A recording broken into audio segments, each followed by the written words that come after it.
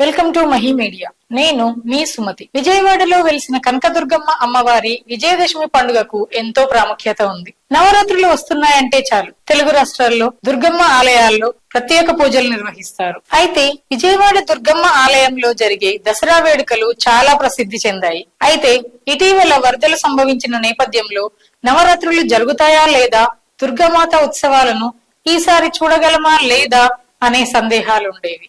అయితే ప్రస్తుతం వరదలు, వర్షాలు తగ్గడంతో దసరా వేడుకలను ఘనంగా నిర్వహించేందుకు అధికారులు అన్ని ఏర్పాట్లు చేస్తున్నారు. అలాగే పోలీసు వారు భక్తులకు అనేక హెచ్చరిక బోర్డులు పెట్టి భక్తులకు అవగాహన కలిగిస్తున్నారు.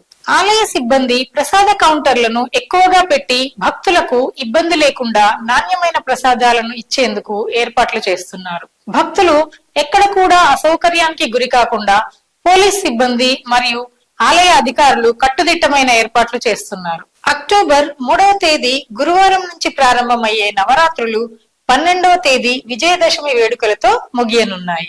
ఈ సమయంలో శ్రీ దుర్గా మల్లేశ్వర స్వామి ఆలయంలో దేవీ శరణ్ నవరాత్రులు ఘనంగా నిర్వహించేందుకు భక్తులకు ఎలాంటి ఇబ్బందులు కలగకుండా అందరికీ దర్శన భాగ్యం కలిగేలా దేవస్థానం పటిష్ట ఏర్పాట్లు చేస్తుంది. ఈ సందర్భంగా దుర్గమ్మను 9 రోజుల పాటు ఏ రూపాల్లో అలంకరిస్తారు, ఎలాంటి పూజలు జరుపుతారనే విషయాలను ఇప్పుడు తెలుసుకుందాం. 9 రోజుల్లో అమ్మవారి అవతారాలు. 3 అక్టోబర్ 2024 మొదటి రోజు గురువారం రోజున బాలా త్రిపుర సుందరి అవతారం. అక్టోబర్ 4 2024 రెండో రోజు శుక్రవారం రోజున గాయత్రీదేవి అవతారం. అక్టోబర్ 5 2024 మూడో రోజు శనివారం రోజున అన్నపూర్ణాదేవి అవతారం. అక్టోబర్ 6 2024 నాలుగో రోజు ఆదివారం రోజున శ్రీ లలితా త్రిపుర సుందరి దేవి అవతారం. అక్టోబర్ 7 2024 ఐదో రోజు సోమవారం రోజున శ్రీ మహాచండీదేవి అవతారం. 8 అక్టోబర్ 2024 ఆరో రోజు మంగళవారం శ్రీ మహాలక్ష్మీదేవి అవతారం.